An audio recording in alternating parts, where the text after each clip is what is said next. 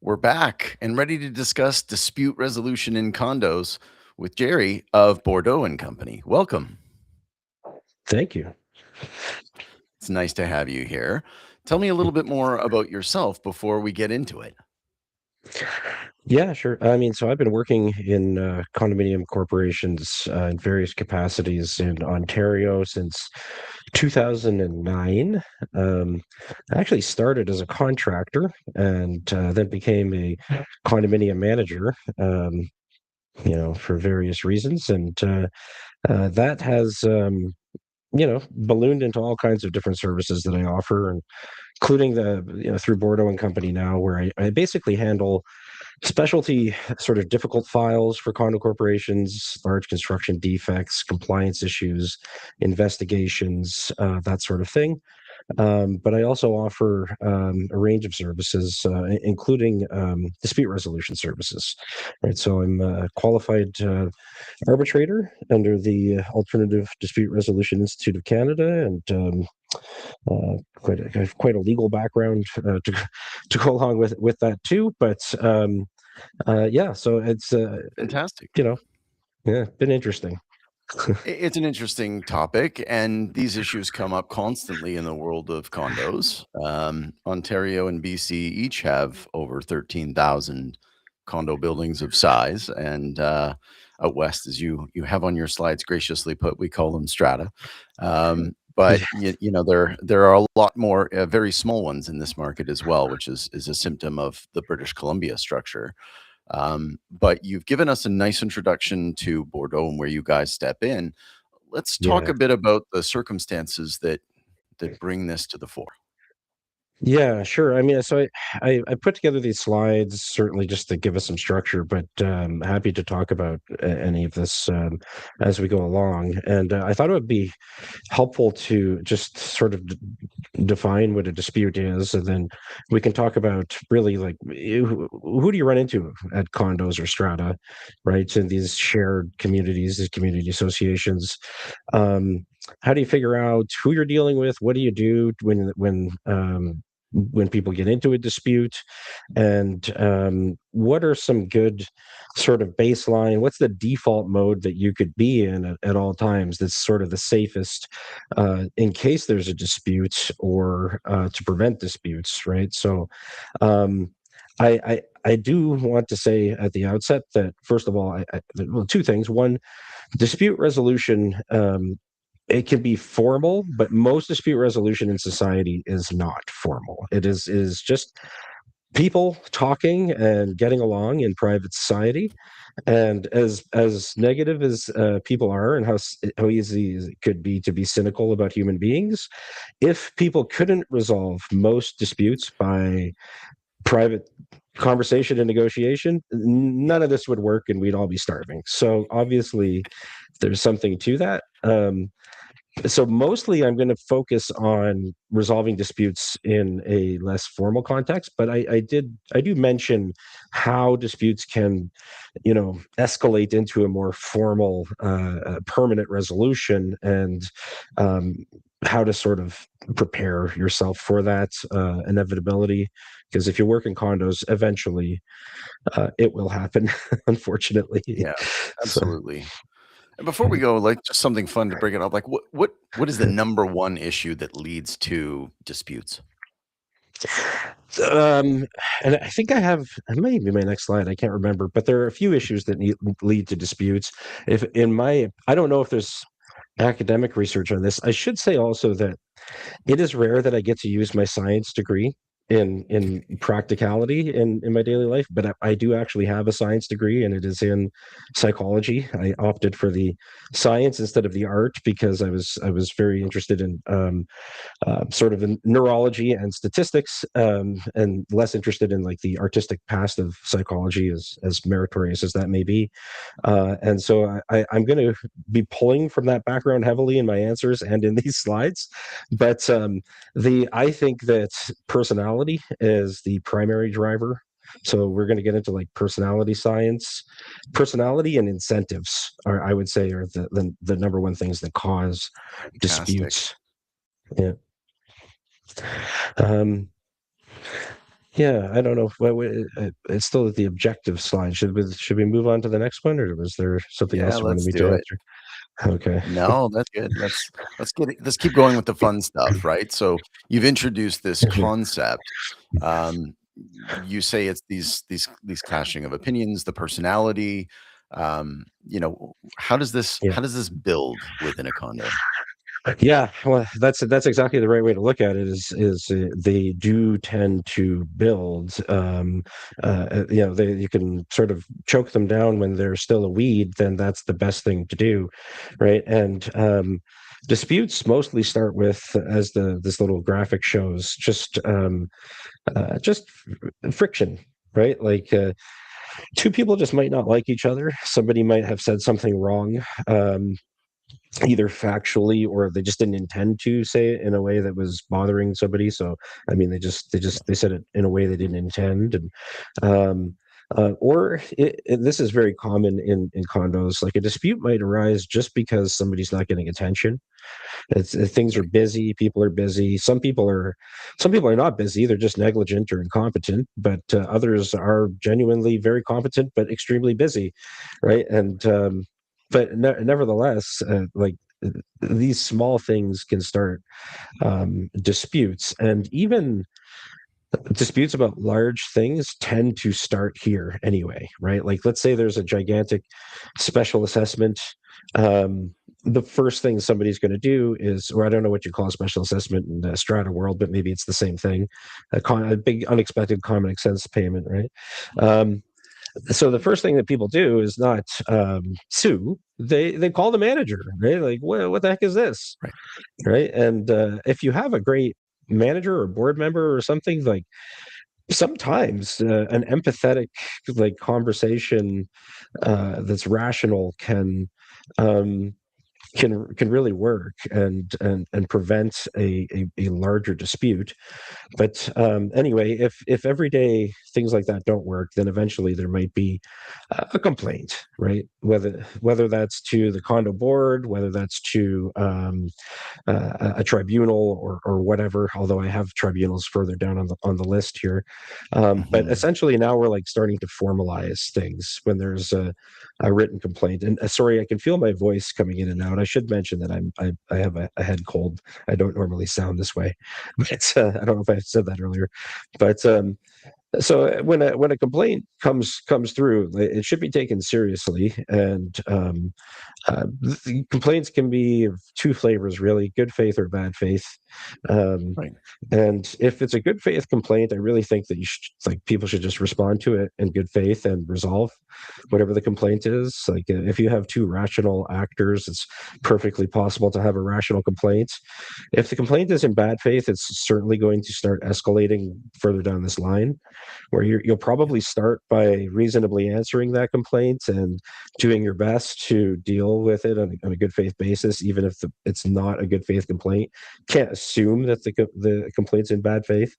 And then that's when positions start to harden, and people start to become more legalistic, and they stop having phone calls. They start putting things in writing. They start being very careful about what minutes say. They start protecting reports, developing reports, Right.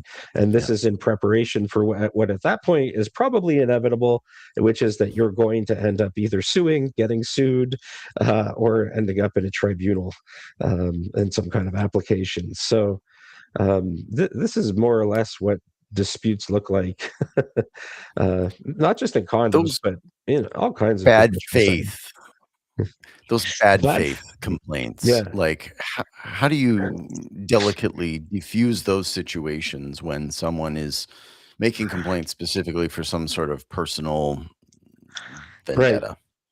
Well, okay. So a number of ways, and I'll reserve some comments on this as we get into like the personality science behind it. But Yeah. there, it is possible sometimes to actually to resolve bad faith complaints without a major escalation. Sometimes there's just law around what a person is entitled to and what they're not, and Right. simply quoting that can make a bad faith complaint go away. However, if the person has a bad faith complaint and there's no law to point to or whatever to resolve the issue, um, sometimes a forceful but carefully worded and fair response can jar them out of. I have seen lots of different reactions to replies to complaints that were made in bad faith, including Mm. the person realizing that they're being a pain and that they're making things worse, all the way down to people doubling down, or even just my dog's trying to become part of this webinar, all the way down to doubling down, or even just taking a middle position that becomes more reasonable, right? Mhm. So, Mhm. Interesting question then there is, like, how do you distinguish between good and bad faith? well, you know what? That is a good question, and I think that you at first you don't. I think at first when you get a complaint, you assume it's in good faith, and then you're going to want to just, as objectively as you can, especially if you're a person who's involved in the situation, analyze whether there's merit to the complaint, right? So, if there's merit to the complaint, even if it's done in bad faith, you should take it seriously. And even if it's nitpicky, for example, like it might not be wrong, but it is still a nuisance that nobody like rational Yeah. would care about. You should still take it as a good faith complaint, but it will become evident over time whether it's a bad faith complaint if you are effectively replying and dealing with what's objectively important in it and the person does not care, like if they don't move off their position, and especially if you are aware they have an incentive not to move off their position, or if they have a track record of being like this. I think that's how you determine if it's bad faith. And but again, don't Fantastic. start from there. No, no, that's a good point. That's Yeah, a good point. yeah, So, talk us through the characters involved. yeah. So like this is the interesting thing about condos, right? Is like who's the boss? So you've got you've got the condominium corporation, and then around it you've got the board, which ostensibly is the boss until you remember that the government makes all kinds of rules that the board can't help but follow. And excuse me. And then the board is often reliant on consultants and is encouraged, at least in Ontario, very strongly to follow consultants' advice. And in fact, boards can be liable if they don't, and their decision turns out to be a poor decision. Again, I guess if they don't follow the advice and the decision is fine, then there's no liability. But then you've got the owners who ultimately elect the board, right? And the board is answerable to. And then you've got the manager who really has authority over nothing, but is often responsible for everything.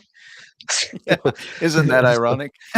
yeah, Uh, which by the and they're way is seen as like, being the one that's responsible, right? So there's a big burden yes. placed on them to be responsive and to make everything go well in an environment where really they don't have as much power as they may appear to have. Yeah, that's right. Like, I often see the manager as sort of, if I can make a Star Trek reference, if Captain Kirk wasn't the captain, the other characters still might go to him to figure out what to do just for advice, because he's not the engineer, he's not the security officer, he's not the helms person, he's not the doctor, but he's the level head, and he sees the problem from all of those different angles, right? And that's his job, and that's, I think, the manager's job is to sort of be watching all of these parties and doing their best to hold this thing together. And they are often the front line, right? So yes, you're right, they get conflated with maybe some authority they don't have, uh, pretty often. But at the same time, the best managers are often, while they don't have the authority themselves, able to influence these other parties for the better. I mean, to resolve issues, especially very experienced managers that have a track record of success. They should be able to synthesize what all of these people are concerned about and try to come up with different ways of resolving disputes. But you can see already, right, that these parties are not all going to have the same incentives, right? The consultant, for example, I make just certainly don't mean this about all consultants, but they might be hyper risk adverse. They might be too Yeah. risk adverse because their errors and emissions insurance is depending on that. And then the board might be scared personally to make a decision with a little more risk to it if they're not listening to a consultant. But again, maybe not. These are just examples, right? But They're really fair the examples. You yeah, indicated that in Ontario that there's a strong tendency for the board to follow the consultant's expertise, yes, even if they are conservative. In British Columbia, because we have a totally different funding model for our reserves, um, the consultants and the engineering reports are very much viewed as a guideline. And if something isn't broken, they often don't fix it. Now, that's an issue in and of itself, and we don't have to go there. But it's just an interesting play on how the different parties in the system are viewed, and the extent to which the board, who ultimately does make decisions on behalf of owners, may or may not be influenced by what their consultants say. right. Yeah. So Section 37 of the Condominium Act in Ontario, it indemnifies directors who are listening to a report or relying on a report from a consultant, and it specifically names lawyers and engineers, but also anybody Mhm. else whose opinion would tend to lend credibility to what they're talking about. So it could be an accountant or what have you, right? But and so it takes a lot of it would take a lot of, in some cases, courage, but in other cases, foolhardiness to for an individual director to ignore the report of a professional in Ontario. And I know why the legislature wants that to happen. It's presumably because we have volunteer directors doing their best at their condo, and why would they know what the case law is on a particular thing? It's No, tough. But, yeah, it's fair. yeah, These are volunteers. This is not an yeah, easy position for them to be in. This is not for many of them within their core expertise. But we hope most of them are yeah. operating in good faith, and that their consultants are as well. Right. And in any case, I didn't mean to pick on either the board or consultants, because then you've got the board and owners, right? I mean, usually the board member, there could be a Venn diagram with the board overlapping with the owners a lot of the time, and Yeah. not all the time, but much of it. And in the business world, that would be like a conflicted director, really, which is actually a negative in other contexts. But in condos, for some reason, it's seen as good if you're an owner and a director. I don't understand that, but nevertheless, the owners all have their own incentives, right? Like, and especially there's different kinds of owners. Are you a landlord? Are you planning on being there for 2 years, 20 years? Are you starting out? Are you ending off? What is, because if you're a landlord, then, and again, I don't mean to generalize, but we're talking about disputes, so let's keep that in mind. Yes. If you're a landlord and all you care about is the amount of money that you have to lay out for this unit, obviously, if there is a large defect or special assessment, you have an incentive that's going to put you at odds with the board and possibly its consultants, possibly the manager, possibly even the government if you push it too far. Right, Yeah. but Yeah. already, like, that, and then you and with other owners, because the other owner who is there, who is going to be there for 20 years and wants to see the building envelope or whatever it is fixed, now you got Mhm. to fight at an AGM about whether a special assessment is necessary, right? The It's reason I wasn't laughing is that this is a yeah, huge problem in BC. We do not fund our reserves adequately. Most right. buildings are funded to the tune of less than 50% of what's recommended. Investors are now allowed to own anywhere in condo buildings. Condo buildings in BC used to own, sorry, they used to be able to put in bylaws that would restrict the number of rentals, the long-term rentals. They can't do that anymore. The government changed the rules. So now any building, any condo building, could have any number of rental units within it.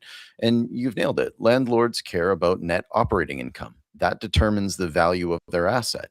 The lower the fees, the further out the projects, the greater the net operating income, the more their condo is worth. So they are always pushing against these investments in projects that would lower their net operating income relative to those owners who occupy in the buildings, and obviously have a different outlook on those types of expenditures.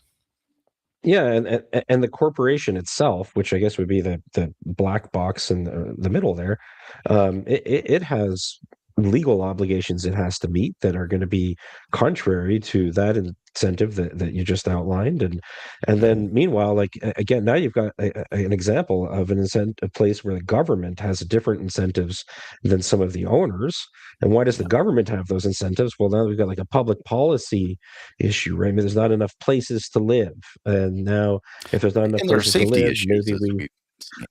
sure, yeah. Like I was, yeah, I'm just sort of speculating, but like so, but things like that do end up affecting condo corporations and causing disputes. So, and I put the phrase public choice in the government box, and that's a whole field of economics that is super fascinating. But essentially, it's the application of private incentives to public actors. So, like we always assume that or private companies are greedy and profit seeking, but for some reason, like the literature often does not assume that of governments.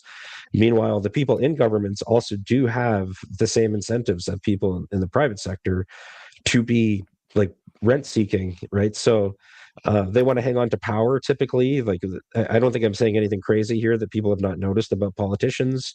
And I'm not picking, like I mean this about all of them. Like typically they have an incentive to hang on to power, and then that will drive different decisions that they make that can spill on to condos and cause disputes in condos, right? So there's all kinds of arguments that I've seen about, for example, making it so that developers must include affordable housing in any future developments, or disputes about, now there's a famous one in Toronto about whether garbage chutes should be required or whether they're a good idea. Like there's the consumer protection sort of, I don't want to say excuse, but um, label can open up a whole variety of incentives that then get pushed onto condos or strata and cause disputes, including just any policy, like even federally, that would tend to make a construction product more expensive.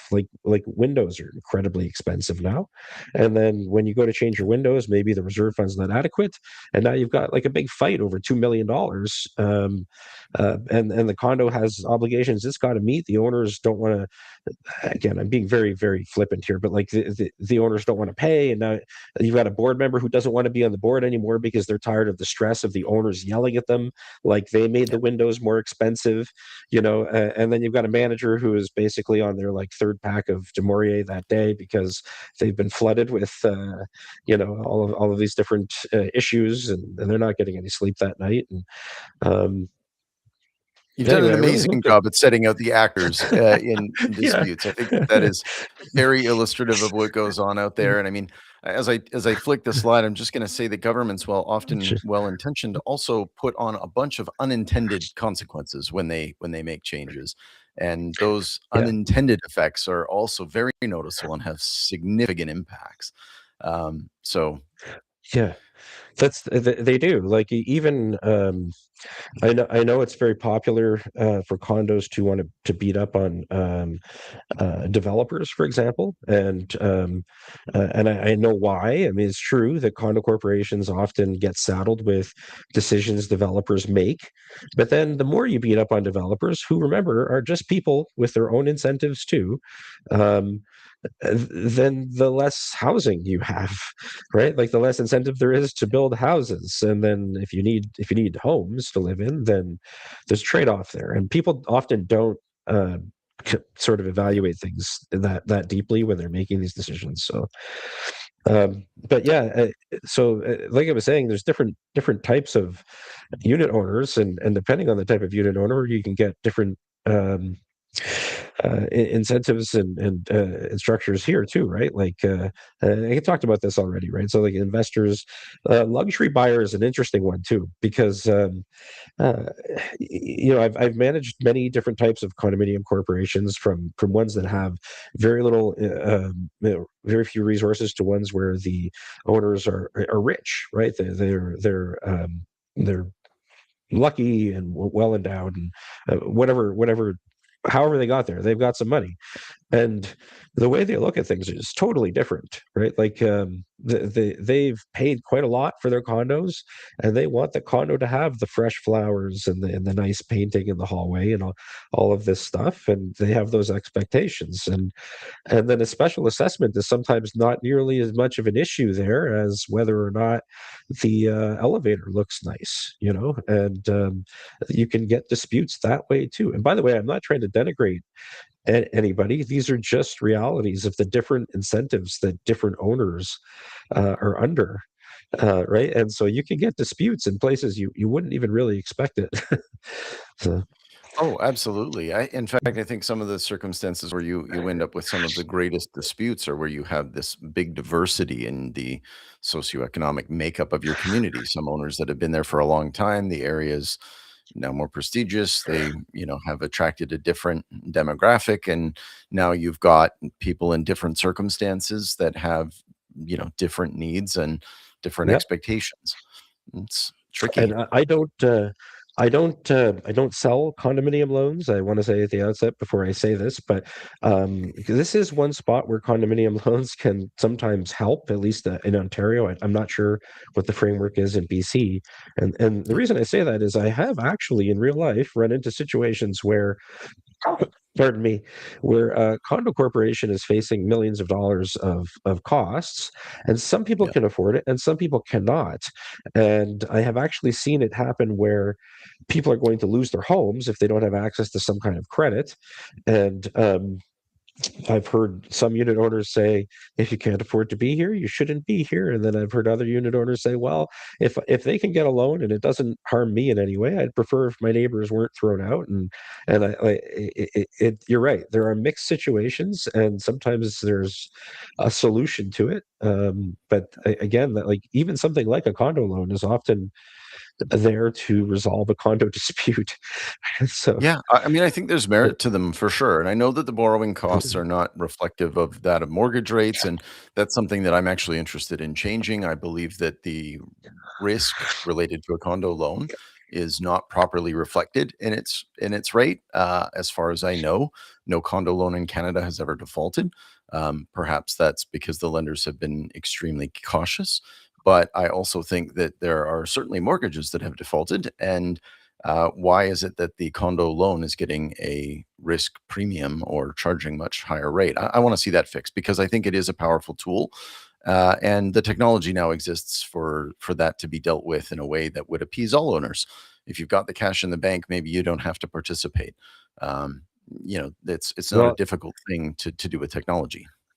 this is where I will definitely prove that I don't sell condo loans for a living, is or at all, is I think the best thing to do would be to draw attention to out of market lenders that they can charge a premium for condo loans, and that will actually cause them to start to have to undercut each other if they want the business, similar to the way insurance works, right? So I think I want to say problem, the it's a commercial loan, and a lot of commercial lenders don't realize that that is a viable business model. So uh, my apologies to anybody who I know that sells condo loans, but that is my what I think would be the best to make them more competitive. We very much like those lenders, and we would like to see more activity in that space. So, Right. wonderfully Yeah. and delicately said. Thanks, Jay. Um, Incentives. We've talked a little bit about some of these and how they can vary, but how do they Yeah. get baked into these disputes? Yeah. I mean, well, money is, yeah, we have talked about, I think we've talked a lot about money. So, and I think that one's pretty intuitive, right? People are Mhm. prone to fight over money. They feel threatened over money, and if not threatened, at least they don't like losing money. Um, but there are other things besides money, and some I think money will affect all of these in insofar as there's always the economics to a dispute, like how far you can push it depends on how what you can afford and what you might recover. Yeah. But it's not all it is, right? So pets, noise, parking. Noise is a great one, by the way, because what is a nuisance? I have no idea.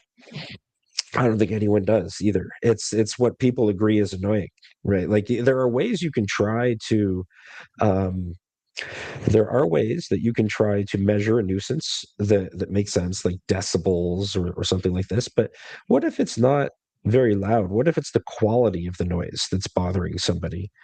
Well, well, how annoying does something have to be until it's a nuisance?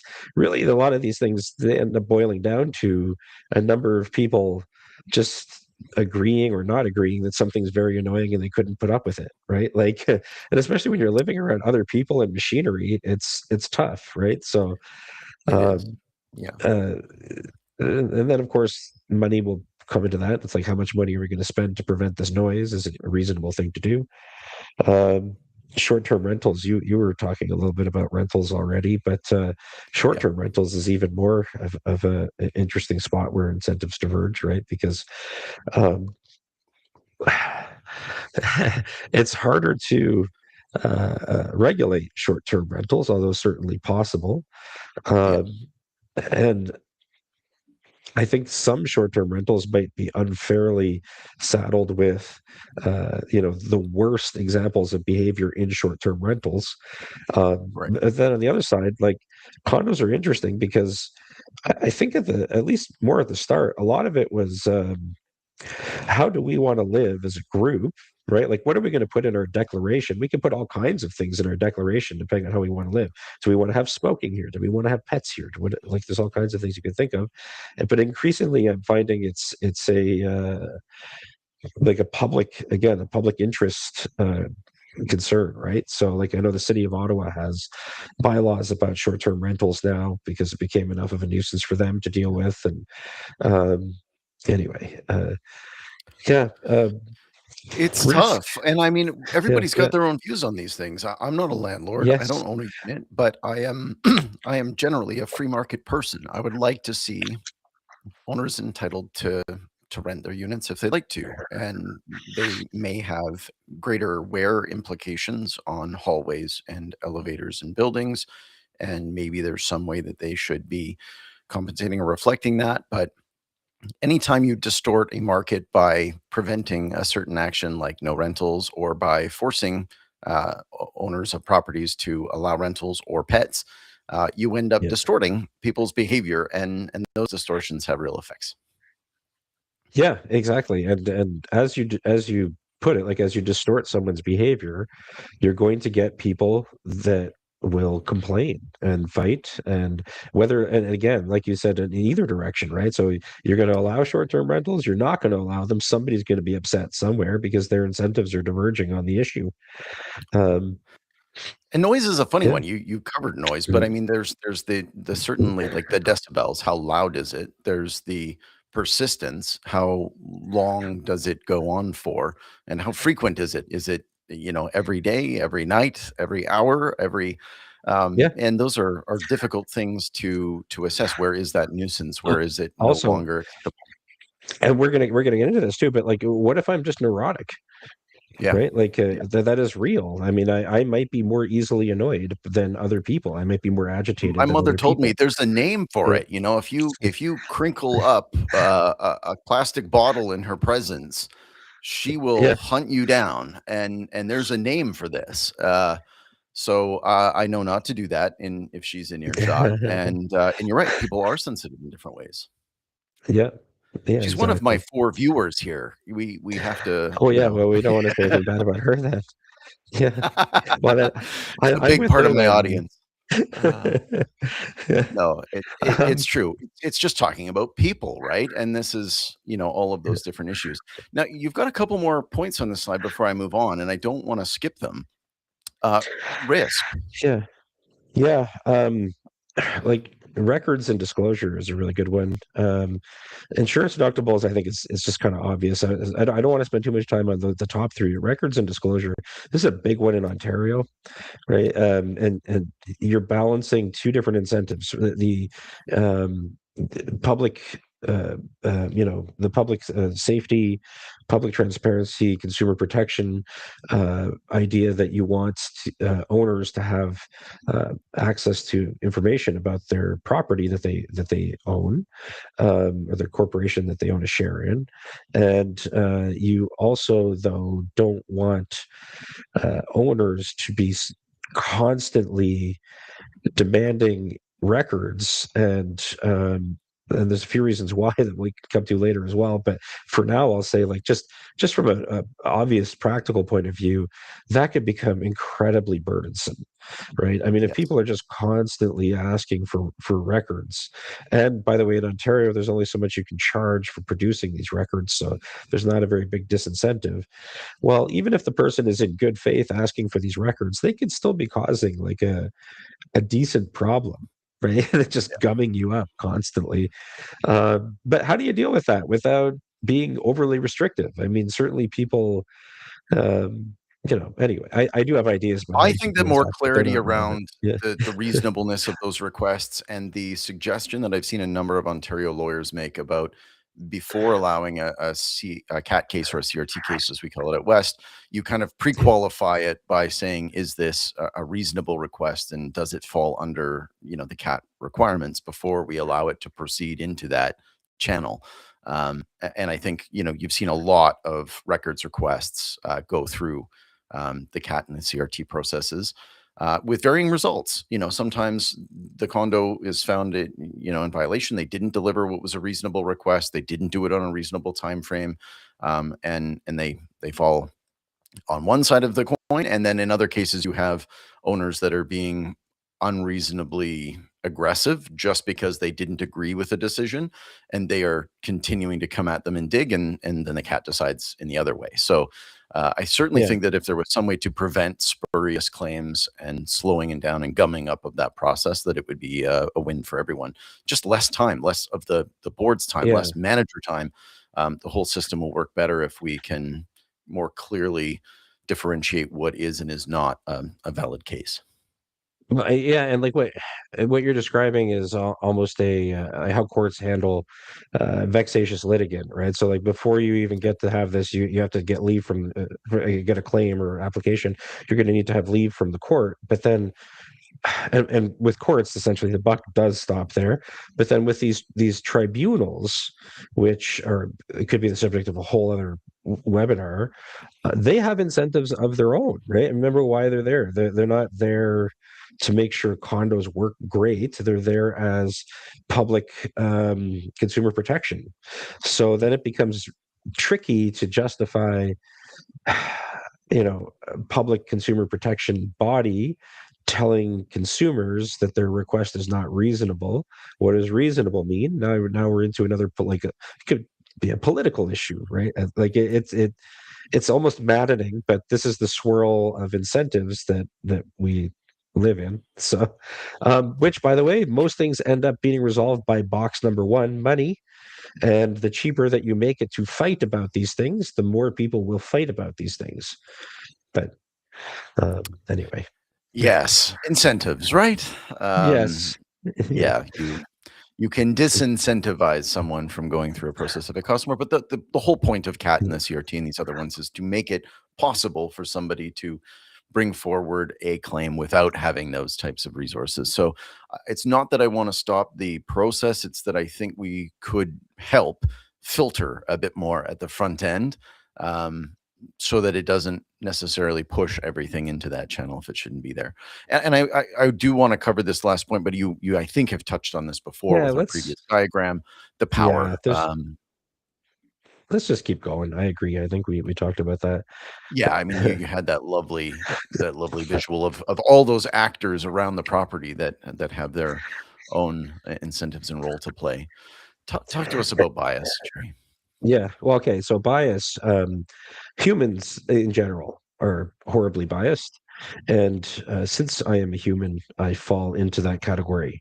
Now, at least I know humans are horribly biased, so I can then infer that, and since I fall into that category, I am horribly biased, and at least I'm aware of that. And so then I become biased to to assume that anything I'm thinking at first blush is biased.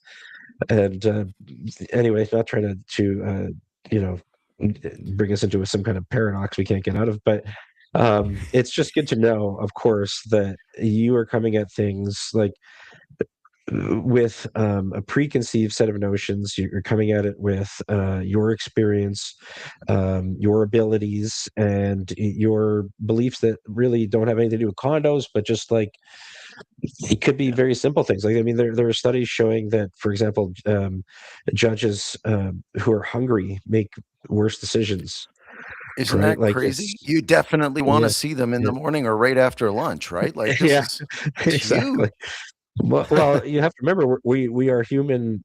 We're human beings, but we are evolved animals, and like we have, uh, yes, our brains can do a whole bunch of cool stuff on 20 watts of power, but they've also got a lot of very primitive drives, and there's a lot of tribal wiring packed in there, and a lot of other interesting neural circuitry that we could, and actually we will talk more about in the slides.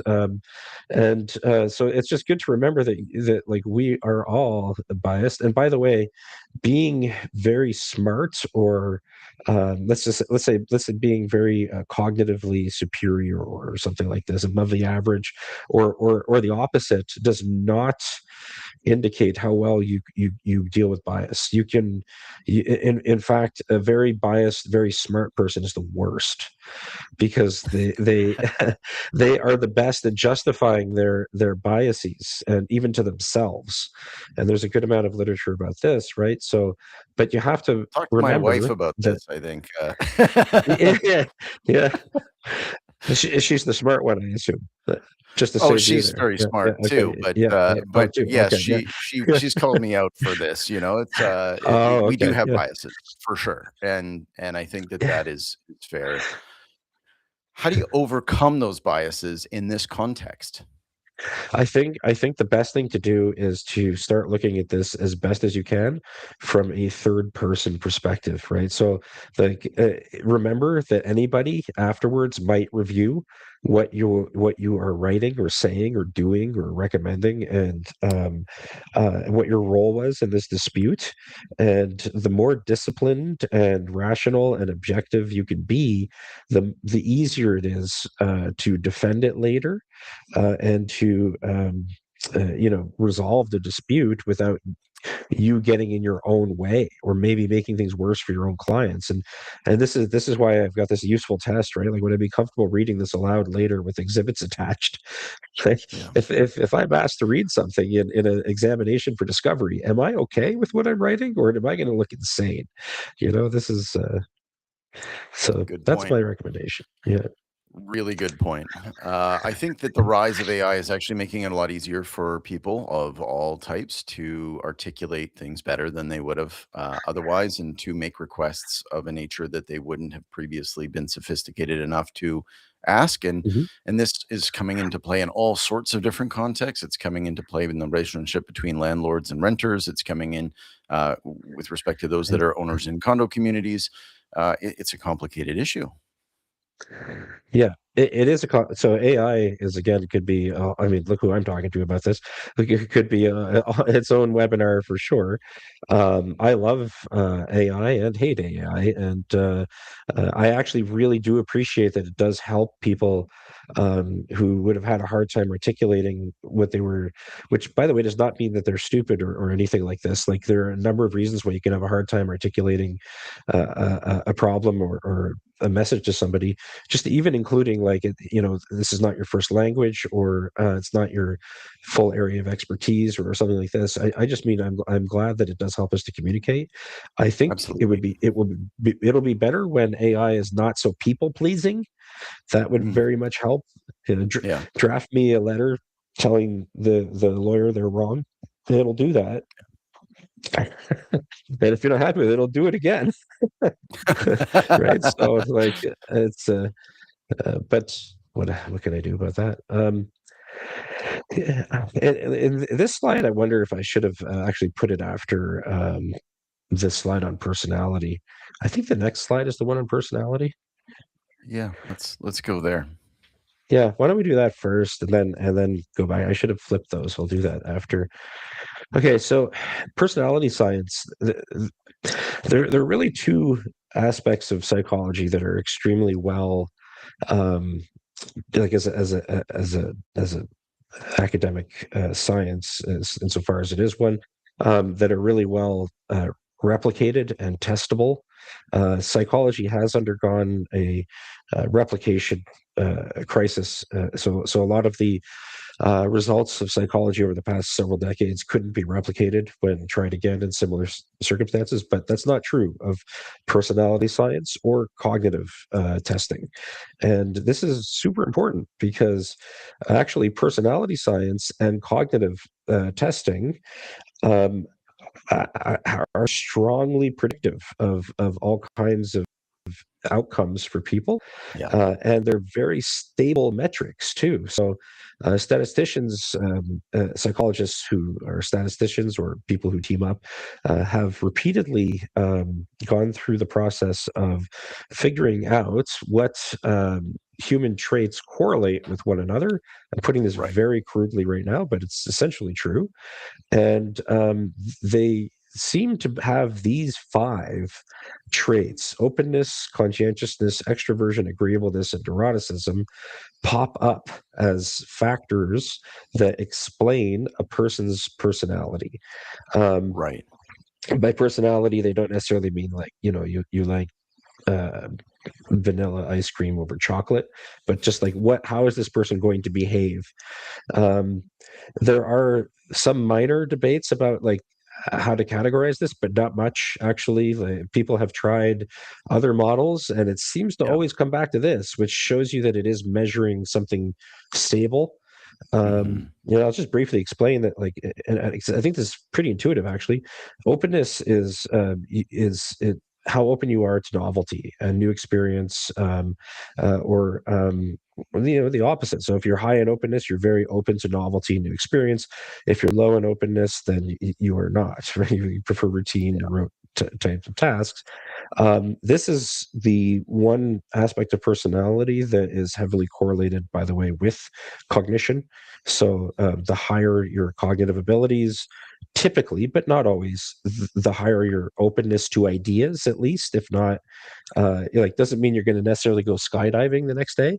But if somebody tells you that matter bends space and time, then you might be more open to that idea, right? So, um, conscientiousness is super important one when it comes to disputes and starting disputes and ending disputes, right? Like, Right. if everybody around is conscientious, you'd think there wouldn't be any disputes, and maybe often that would be true, but actually two very conscientious people could disagree something on something legitimately, and are extremely unlikely to move off of their position because they believe it's the conscientious, diligent thing. Like, but in any case, Right. I'm actually conflating agreeableness with a little bit here. But conscientiousness is like, um, how how much follow through, how much regard am I going to have for what occurs if I don't follow through, that that sort of thing.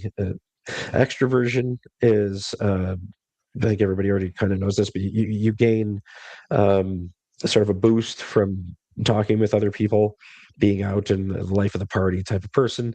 If you're high Hmm. in extroversion, you really like that. If you're low in it, you're what they call an introvert, and then you're drained by social situations. Agreeableness is obviously the biggest one for disputes, because the more agreeable you are, the less antagonistic that you likely are. And some Yeah. people are extremely agreeable, and um, to the point that they will agree with pretty well anything.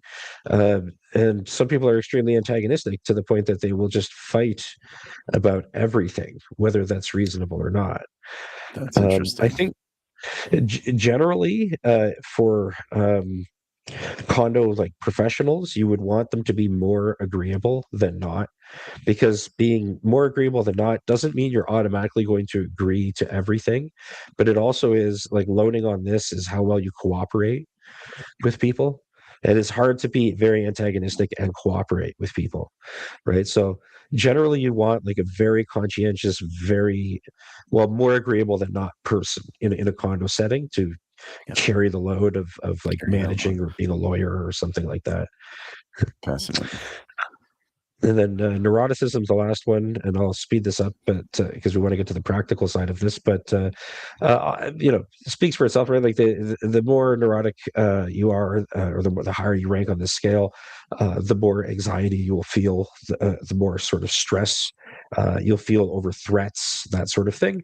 Whereas, like all the way on the other end is maybe like you know, fast times at Ridgemont High, surfer type of stereotype who doesn't get upset about anything. Now, these types of personality traits are extremely stable, so they can change a little as a person gets older, or if they get brain damage or something like this, then they'll change a lot. But they are pretty stable, and you're going to have to.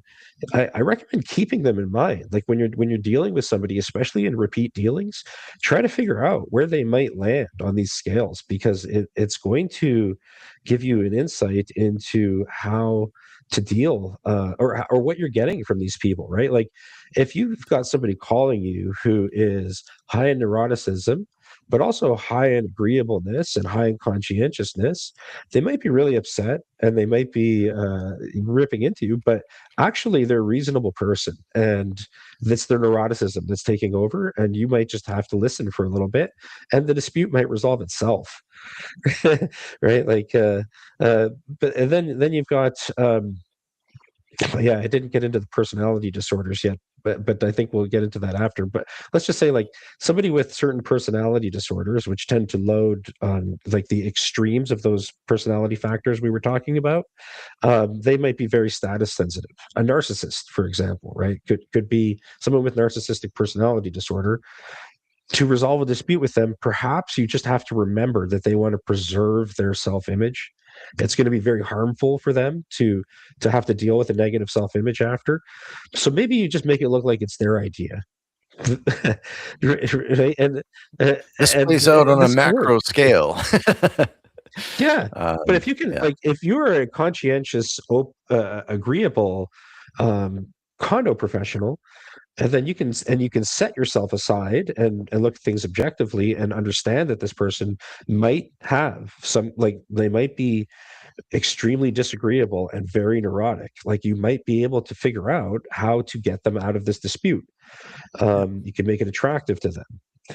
um, fascinating. Cognitive ability is another big one, right? Like when you're communicating with people to resolve disputes or even to prevent disputes, you have to remember your audience. And you were actually sort of hinting at this from the side by saying like AI is helping people to communicate more.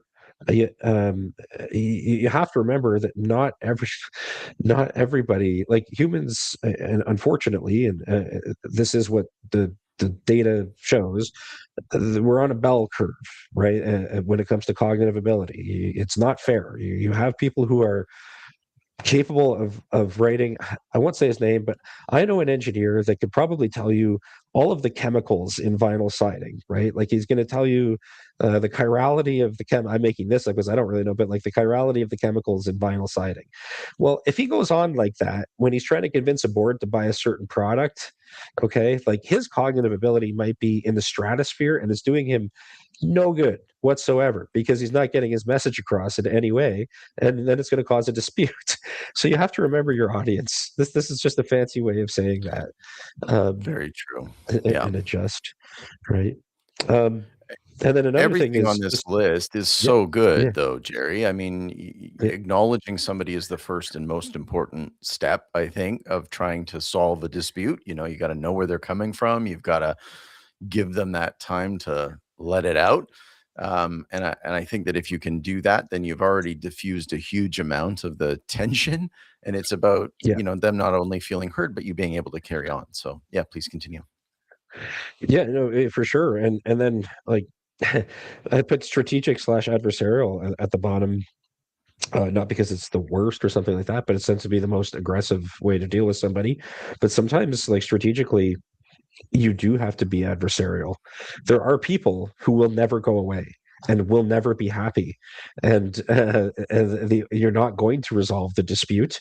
And Yeah. to deal with them, you are going to have to be adversarial, and especially in a written way that's defensible, right? So it's just my point is, I guess, start to model people mentally. Don't I mean, it might sound unfair and tacky to do that, but the truth is, people are they do fall into these categories, and if you can accept that and start to model people that way, you can figure out ways to make life better, including for them, right? So, Yeah. Yeah, yeah. No, that's a really good point, and I think your kind of closing goal here is a valid one. You're not trying to win the exchange, you're trying to move it without, creating the next.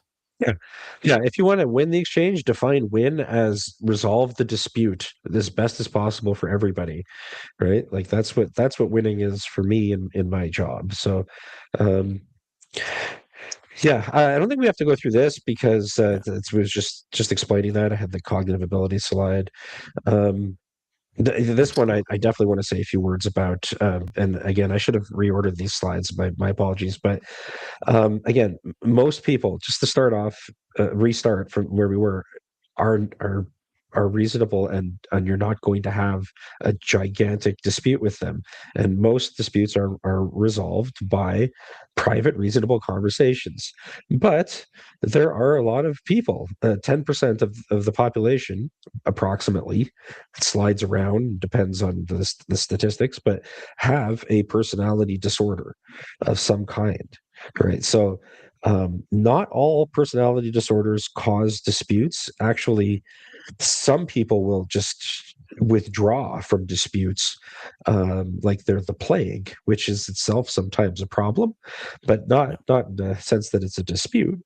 Um, but about 1 to 3% of the population does suffer from antisocial personality disorder. And I say suffer from because I don't want to make it seem like they choose to be like this. It's not a choice. They have a different brain than other people do.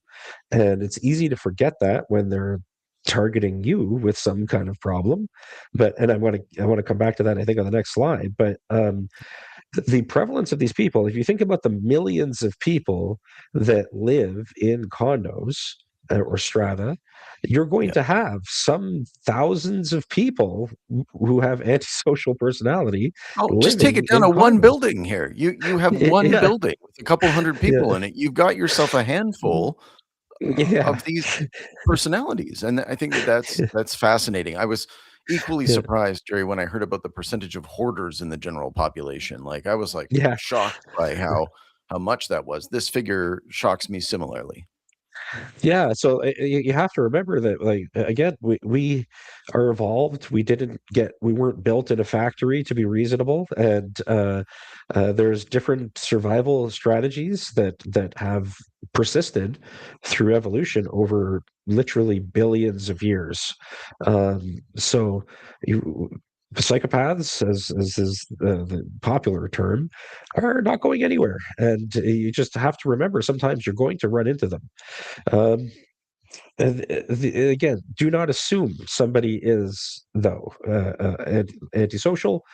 They could be having a bad day. But when you notice a pattern, right, where they're not interested in reasoning, they are perfectly fine doing things that are not legal or even socially normal, when they are especially malicious or strategic with the complaints, and they're really enjoying it, like they're not going away ever. This is just part of who Yeah. they are.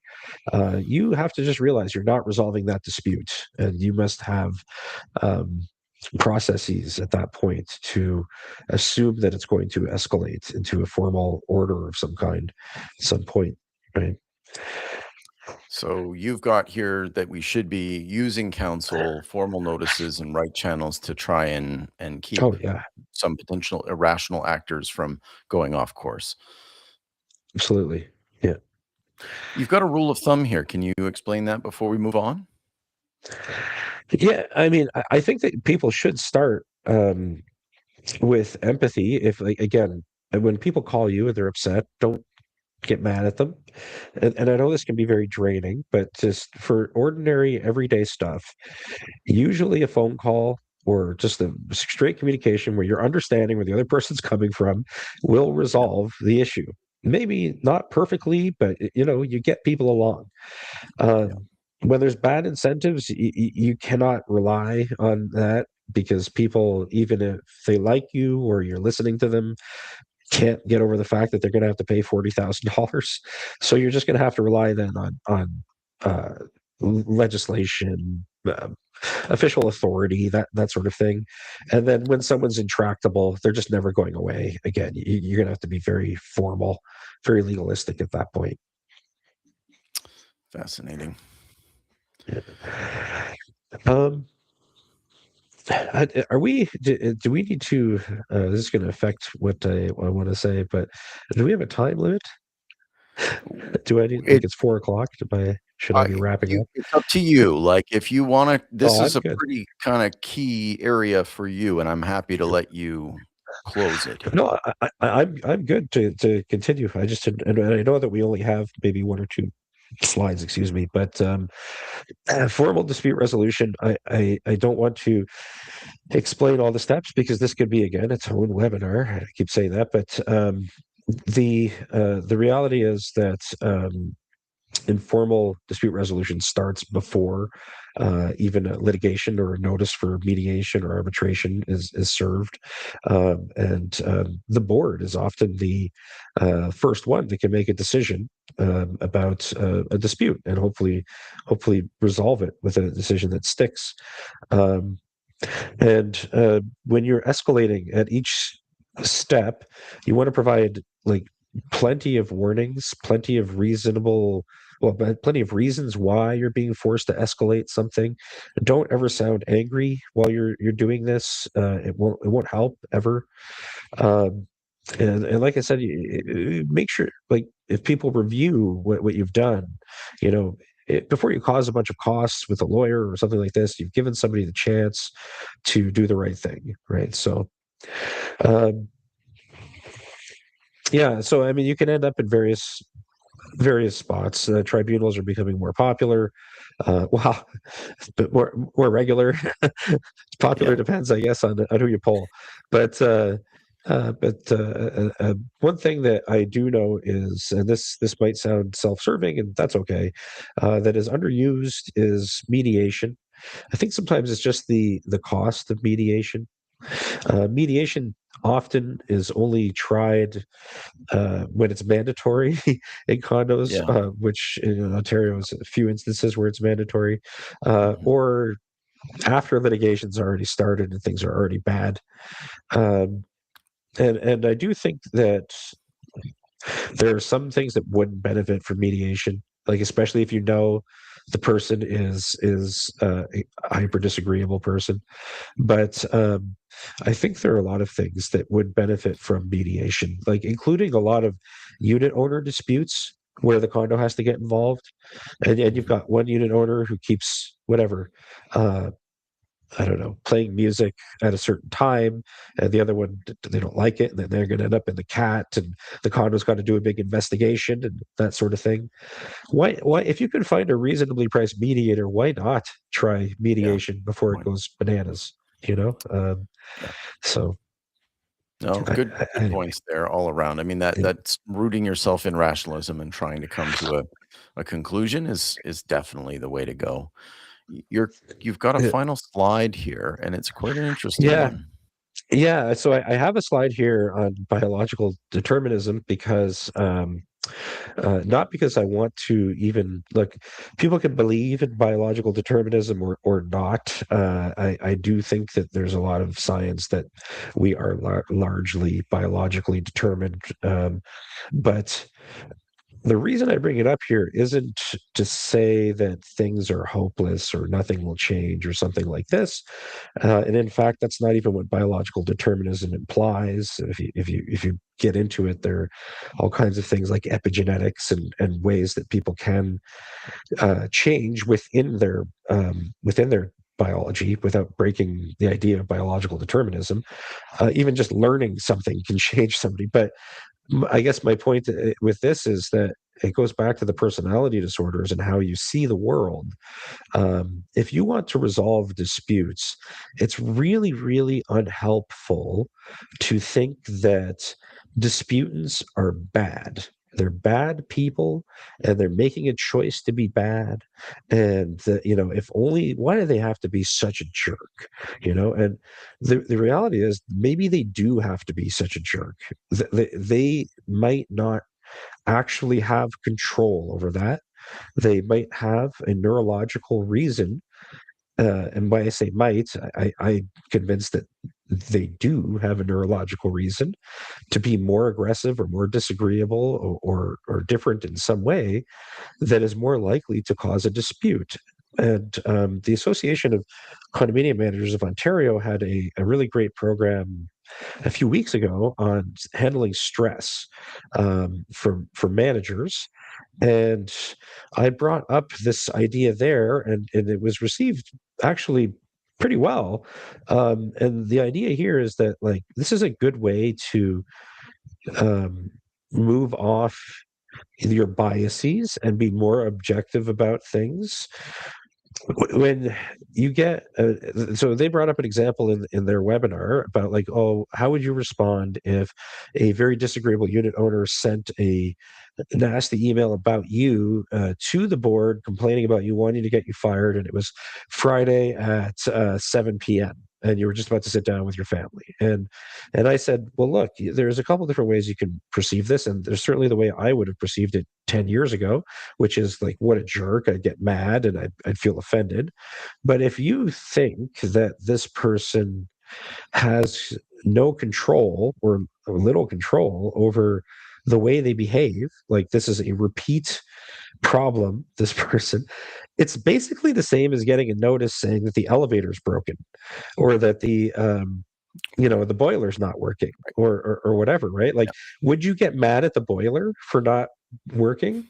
Or, like, no, right? Like, it's not the boiler that's this person, their brain might not really be functioning the way that everybody else's is functioning, and is that their fault? Not really, right? So my purpose for this isn't to denigrate people or lessen what a person is at all. Actually, it's more to develop respect for what a person is, including the fact that they're not really evil. They are um, built a certain way. They think and feel things and have sensory experience, and that should be respected, even if you're not going to put up with it because it is damaging. Just the way that, like, so I guess what I'm saying is, when you're trying to contain a person who is behaving poorly, or you want to view it like they're causing damage, picture it the same way as trying to contain water from the boiler leak. Like, it's just inevitable, and getting mad about it, it's like getting mad about gravity, right? Or Kurt Vonnegut would say, what was it, getting mad about glaciers, right? Like, there's it's you're going to run into these people, right? And they're not going to change. So That is fascinating, and half of me is like, "This is amazing, this totally makes sense," and the other half is like, "Are we gonna let jerks get off the hook?" So I don't know, it's, there's Catherine, she says she might still be mad at the boiler. yeah, and fair enough, right? And maybe you can't even help but be mad at the boiler. But I guess my point is that some part of you knows it's irrational to be mad at the boiler, right? Right, And right, and yes. I want to just really briefly respond to that. Like, would we let them get off the hook? Well, this is a very fascinating question, and without getting into the broader, like, societal implications of it, I would say yes and no. You don't let them continue doing what they're doing, but when you stop them from doing what they're doing, you do it in the same way that you would regrettably pull a defective car off the road. right? Like, Right. it's like, unfortunately, you can't keep doing this because it's a danger to the people around you, but that doesn't mean that we hate you or we're mad at you or that you chose to do this. It's just regrettably something we have to do, is to Right. get you off the road, right? So, like, um, I think that's the way to look at it, but Very fair. Gerry, this has reasonable been a people may be. fascinating conversation. I thought it was going to be more technical. We went right into the interesting areas about the way that humans interact and think and work. So I think it's fascinating. When should somebody get in touch with you? Because there's now a QR code on screen that they can scan to get That's to great. Bourdeau and Company. But when should they contact you? Well, generally, I'm happy to have anyone contact me just to say hello. But if you have an issue at a condominium corporation, especially, but not necessarily, just I do other things as well, and you want to discuss about how to resolve a dispute, or you have just a sort of sticky situation where you have, especially I have a lot of construction defect disputes and that sort of thing. Reach out. Err on the side of reaching out, because I don't charge just because somebody sends me an email. And if I can help, great. And if I can't, I'll let you know. Well, I think that's fantastic. You've heard it here, folks. If Gerry can help you understand or work through some challenging issues in your condo corporation, do get in touch. Gerry, thank you for joining me. We did break a record. I think we beat the lawyer for long webinar, but it was There we fascinating, go. and I'm really glad. So, thank you very much. Great. We'll see you again.